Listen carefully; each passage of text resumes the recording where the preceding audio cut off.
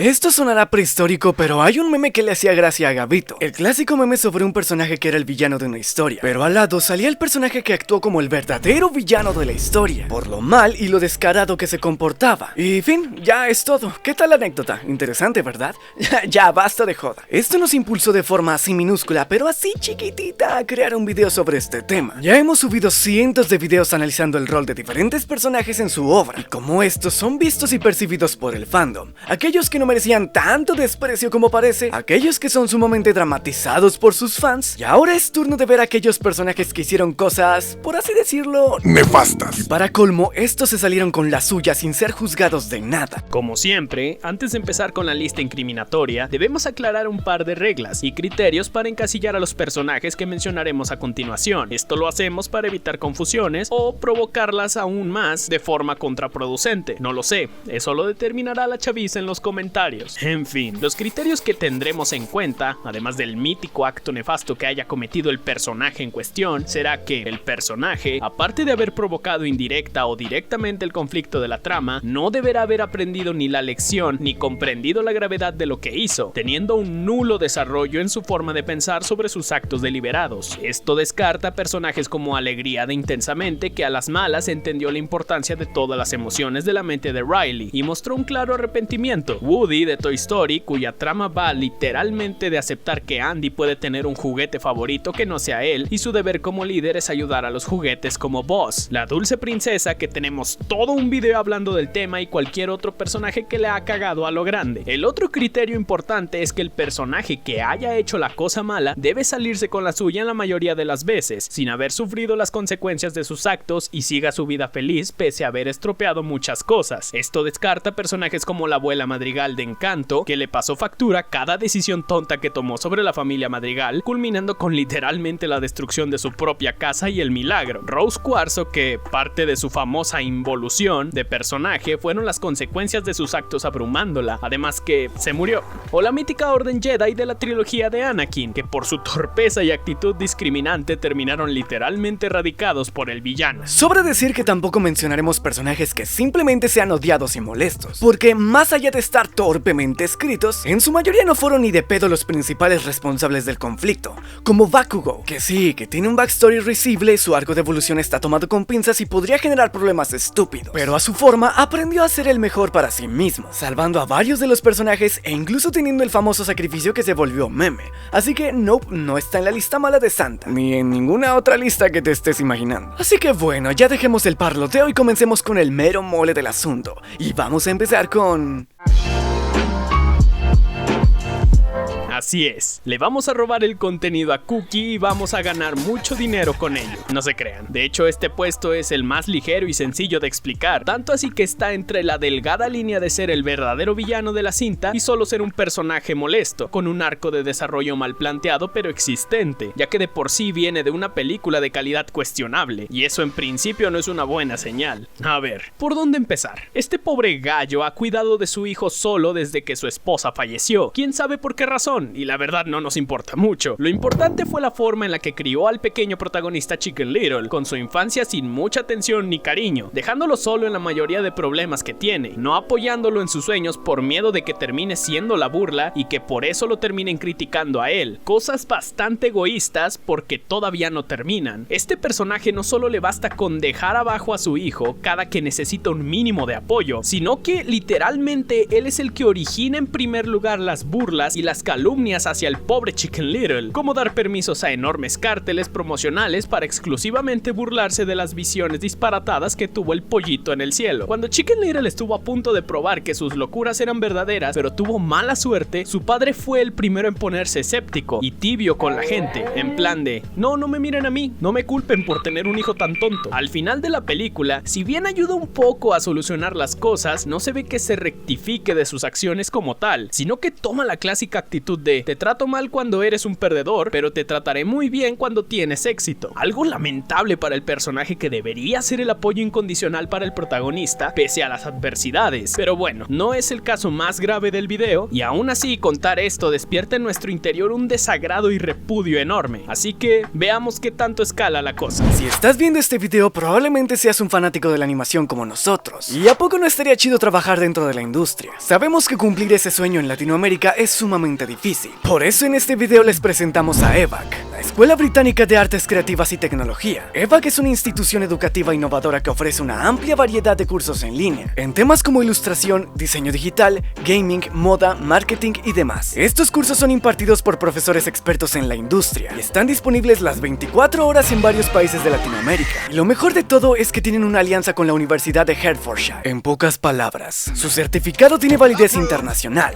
Estos cursos son ideales para aquellos que quieran ejercer su primer trabajo, especializarse, subir de puesto, cambiar de carrera, etc. Así que si te está costando encontrar una forma de dedicarte al arte, esto sin duda es para ti. Y ahora viene un regalo para ustedes. Si utilizan este código que ven en pantalla, tendrán una beca del 55% en todos los cursos disponibles. No sé ustedes, pero Gabito ya está aprovechando este genial curso para mejorar su arte. Muchas gracias a EVAC por patrocinar este video. Ahora sigamos con la programación habitual.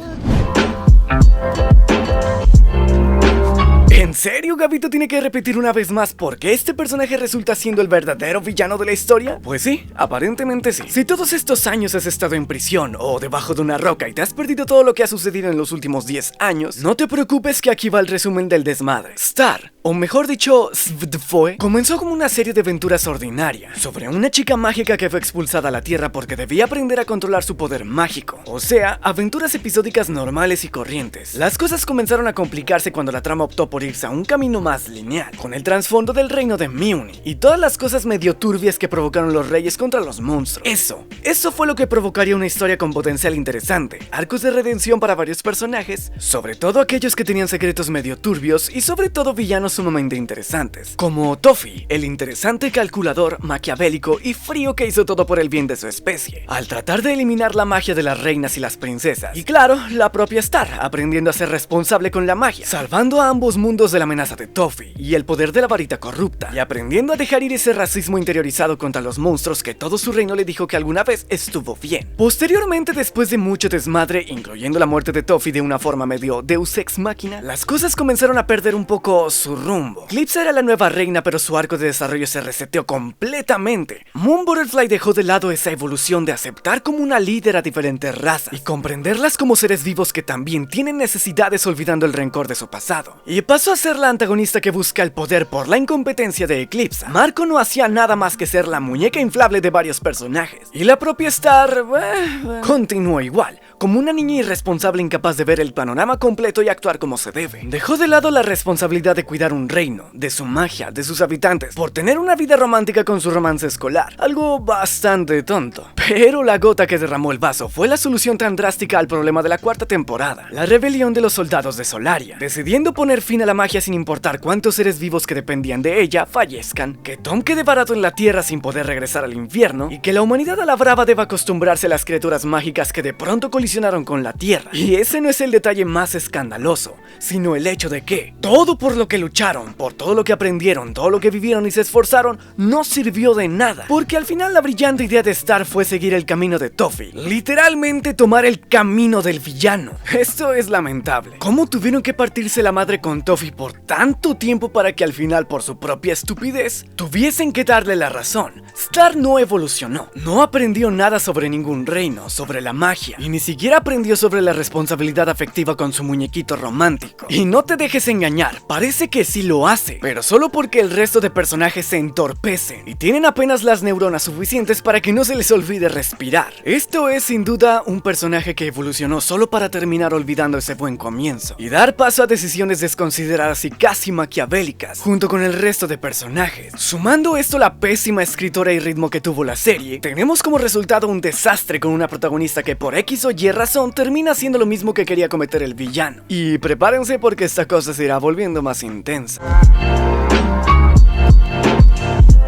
tiene un rol tan poco importante en la película que es sorprendente que este personaje haya provocado prácticamente todo el desmadre de la cinta, al menos indirectamente. Si bien Ralph, y solo Ralph, fue quien por poco se hace turbo al abandonar su juego por un poco de éxito y aprobación, salvando un juego entero de paso y a una princesa desterrada de su propio reino, él aprendió perfectamente sobre sus errores y además de enmendar lo que provocó, mejoró las cosas para bien en muchísimos personajes. Además, que nuestro protagonista no hubiera hecho eso si en primer lugar no hubiera recibido tanta marginación y rechazo en su propio juego, y si este enano no hubiera recomendado deliberadamente traer una medalla para que así pueda tener un hogar junto con el resto de NPCs, tratándolo de la peor forma posible, mucho peor que incluso el propio héroe del juego. Y como todos los personajes que aparecen en este video, aparece aquí porque en absolutamente ningún momento de la cinta se ve que este personaje rectifique sobre lo que piensa, no recibe ningún merecido por ser un impertinente y al final de la película casi que prácticamente pasa desapercibido. De hecho, la cereza del pastel está en una de las escenas antes del desenlace, donde Ralph regresa al juego de Repara Felix Jr. y este anciano es el último que queda en el departamento y aprovecha incluso ese último momento de diálogo para culpar a Ralph por todo lo que ha hecho, como si la culpa de que haya buscado una medalla por aprobación fuera meramente desdén suyo, ignorando que si no lo hubiera tratado como basura desde un principio, tal vez no se hubiera hecho turbo y no hubiera complicado las cosas. Esta fue su oportunidad para aprender que todos tienen una importancia vital, aunque sean diferentes y cumplan funciones diferentes, y no debe de haber un rechazo a ninguna parte vital del juego, pero la oportunidad la desperdiciaron. Y bueno, no pasemos más corajes y pasemos al siguiente puesto.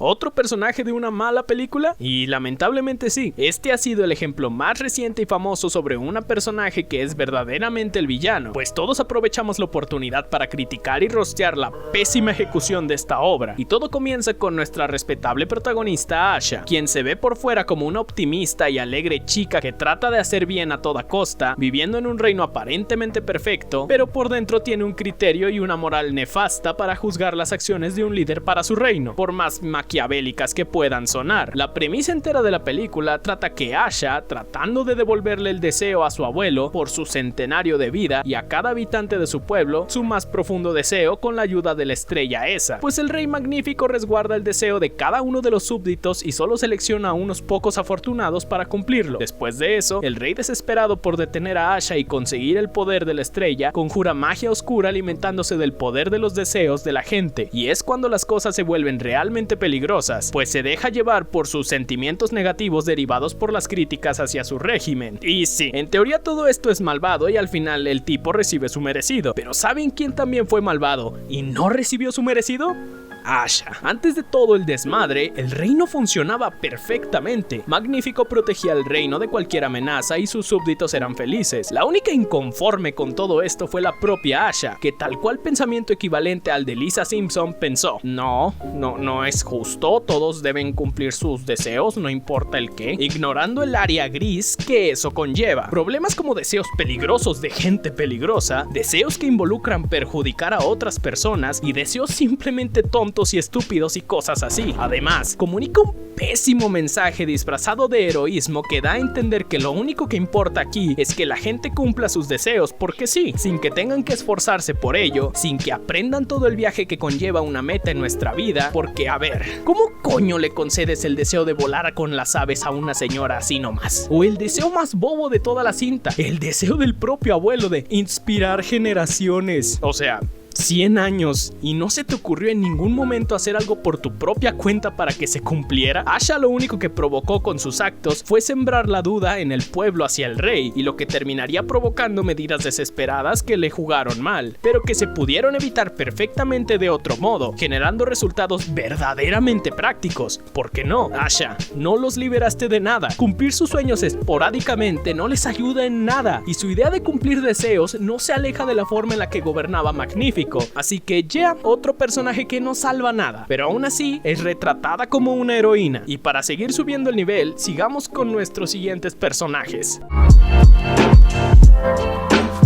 Perla, la infame cónyuge de nuestro torpe y alegre protagonista Blue, es un caso ligeramente especial, porque a diferencia del resto de personajes del video, Perla tiene la peculiaridad de actuar como una villana y nefasta solamente en la segunda película, cosa que hace que muchos no consideren canon esta secuela, que ya de por sí la calidad de la misma película decae enormemente. Así que recapitulemos las cosas, que este caso es bastante extenso y complejo. Perla y Blue se conocieron en un santuario de aves que protege especies en peligro de extinción como la suya. Ambos pajarracos, conforme avanzaba la trama de la cinta, fueron encariñándose uno con el otro, pero las diferencias por el adiestramiento de Blue marcaban una línea clara entre lo que podrían ser. La actitud de Perla en esta película, si bien es un poco dura e injusta con Blue, es un poco más comprensible, ya que es alguien que no conocía, y entre eso y la libertad que más anhelaba y que nunca pudo tener desde que era una cría, pues era obvio que iba a escoger. Pero pese a todo, lograron superar sus diferencias, enamorarse y sobre todo estar juntos. Después entra el desmadre de la segunda película. Acá este par de pajarracos no perdieron el tiempo y formaron una familia. No es hasta que Perla se entera que posiblemente existan más guacamayos como ellos, y sería su oportunidad para regresar y encontrarse con su vieja familia. Una decisión que obviamente no es nada fácil para una familia que vive feliz y acomodada en un santuario. Pese a lo complicado que suena, Blue durante toda la película se esfuerza para no defraudar a nadie de su familia. Así que con todo el riesgo del mundo que implique abandonar un hogar seguro hacia un hábitat desconocido, peligroso y sin la certeza de que encuentren al resto de los guacamayos azules, este querido protagonista toma el riesgo y se adentra a recibir todos los madrazos de la película, porque aparentemente eso es gracioso y humorístico. Las cosas van empeorando en cuanto llegan con el resto de guacamayos, quienes le tienen un enorme resentimiento y desprecio a Blue, sobre todo el papá de Perla, que es el líder de la parvada. Cada que puede lo humillan, apartan, someten, arriesgan y menosprecian gratuitamente por no estar acostumbrada a la vida silvestre. A pesar de todas las cosas que ocurren, Perla sigue en su afán de seguir con su familia porque son su especie y bla bla bla, ignorando todos los problemas por los que pasa su pareja, e incluso teniendo el lujo de criticar a Blue diciéndole egoísta. La cosa culmina cuando Blue, harto de toda la situación, habla del tema con Perla, pero ella sigue sin escucharlo y para colmo se atreve a decirle que debe cambiar por su familia, que por sus hijos y cuanta madre. A pesar de que lo hemos visto durante toda la película ser el mártir precisamente por hacer feliz a su familia, el viaje de la familia, que se supone que era una simple visita para ayudar a encontrar a más de su especie, terminó siendo prácticamente una trampa de Perla. Sacó a sus hijos y sobre todo a Blue de un lugar seguro para llevarlos a un lugar más riesgoso, lleno de una fauna salvaje al borde de la tala por la actividad humana, con una manada que no dejaba de torturar al pobre de Blue. Y ella aún así no fue capaz de ver lo que estaba mal en ningún momento de la cinta porque, irónicamente, solo pensó en sí misma y en ver a los de su propia especie. Algo particularmente curioso, pues esto abre paso a una escena eliminada donde Blue finalmente sonsacaba todo lo que tenía y le comentaba a Perla sus verdades. Sobre todo un punto clave: siempre creí que era el único para ti, pero supongo que era tu única opción. En esta versión de la película, Perla era la que se daba cuenta de que había algo mal con ella, y que no solamente era Blue el que tenía algo que corregir, pero por alguna razón los productores de la película decidieron eliminarla. Supongo que porque el protagonista era Blue y él era el que tenía que evolucionar como personaje, pese a que, bueno, ¿qué coño tenía que cambiar de todo lo que de por sí ya estaba haciendo? Es por eso que este personaje aparece en la lista, porque tuvo la oportunidad de tener un golpe de realidad y cambiar para bien, pero no rectificó en ningún momento sobre sus ideales, y por el contrario, al final de la película hasta se cree la doña piadosa y le dice a Blue: bueno, podemos ir a visitar Río un par de veces en vacaciones. Joder, es una lástima que la evolución de la mayoría de personajes secundarios de esta película sea nula, o peor,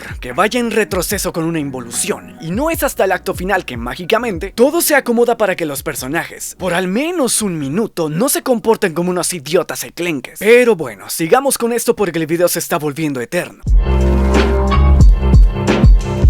Este personaje no podía faltar en esta lista. ¿Pero por qué? ¿Acaso este pequeño koala optimista ha hecho algo tan catastrófico como el personaje de Star? Catastrófico tal vez no. No ha provocado la muerte de nadie porque faltaría menos. Con su lista de crímenes actual es suficiente. Buster Moon es el protagonista de la saga de películas de Zinc, la de la ciudad utópica de furros en las que sus únicas preocupaciones es que no pueden dedicarse al canto. Este pequeño koala siempre ha tenido como sueño mantener y dirigir el teatro que visitaba con su padre, y con todos los medios posibles posibles conseguiría cumplirlo. Y pese a que pueda sonar cursi y tierna esa motivación, las cosas a lo largo de la saga terminan torciéndose a un nivel en el que no solo se perjudica a sí mismo, sino a un montón de personajes. Empezando con que este koala es un estafador mentiroso que manipula a sus amigos cercanos para sacar ventaja de ellos, pues como nunca tiene dinero para pagar sus deudas o financiar proyectos, debe recurrir a terceros para tener un poco de dinero, como la oveja esa de padres ricos que era utilizado por Buster para pagar y financiar los proyectos que terminaban fracasando, o al resto de personajes protagonistas de Zinc, cuyo propósito siempre fue ganar un mísero concurso de canto que prometía un premio de más de $100,000, dinero que por cierto probablemente nunca fue pagado. En cuanto tuvo un poco de respeto por la oveja famosa de la ópera, aprovechó para convertirla en una clase de sugar que pagara por todos los daños colaterales del teatro que él mismo había provocado por sus decisiones imprudentes, sin mencionar que él mismo pudo haber evitado todo el desmadre de la paga, si tan solo hubiera estado abusado de la impresión de los volantes, y después se le hubiera ocurrido la brillante idea de cobrar por las audiciones que hizo para el concurso. Supongamos que en el peor de los casos solo fueron 500 personas por el dineral que prometía el papel, y a cada una de esa persona le haya cobrado $15 por la inscripción de las audiciones. Así hubiera tenido 7,500 más los tiliches de su cofre como premio para el ganador. Luego comentarle a los concursantes seleccionados, ojo, a los seleccionados: caballeros, por error de impresión la cantidad del premio no es correcta, serán $7,500. Maybe hubiera sido un poquito decepcionante, pero ¿qué prefieres? ¿$7,500 como premio o literalmente nada? Al final prefirió irse por el camino difícil, cuyo resultado salió positivo únicamente porque tuvo suerte. En la segunda parte de la película las cosas solo escalan a peor, pues todavía después de tomarse personal una crítica objetiva sobre su show, el querido y optimista koala decide allanar el edificio empresarial de un magnate millonario de Las Vegas, fingir y estafarlo con que conocía y podría traer al show al Chayanne Furro para convencerlo y financiar su acto, irrumpir en la propiedad del León Estrella, poner en riesgo la vida de todos por no acatar una orden, amenaza y posteriormente un intento de homicidio, y finalmente secuestrar el edificio para continuar con su show que había sido cancelado porque el lobo había descubierto sus engaños. Joder, este personaje no aprende, y lo peor es que no obtiene ninguna consecuencia real de lo que hace, no tiene ningún cambio y ni siquiera se da cuenta o se detiene a pensar que lo que está haciendo está mal. En ningún momento rectifica, y la película solo lo muestra como el pobre héroe incomprendido que tiene un sueño por el cual luchar. Pero la forma en la que nos muestran esto es sumamente tóxica, a tal punto en que toda la saga de las películas de Zinc, el único villano que ha habido aquí es este Buster Moon. Y bueno, tal vez esos sean todos los que hay por ahora. ¿Cuál de todos los personajes que hemos mencionado te ha parecido el peor? Y si te parece que nos faltó mencionar alguno, no olvides decirlo en los comentarios, porque estamos seguros de que habrán algunas personas que les parecerá que no es para tanto lo que hicieron estos personajes. Y al chile puede que sí, nuestro criterio no es perfecto. ¿Qué otra temática de personaje queda por ver?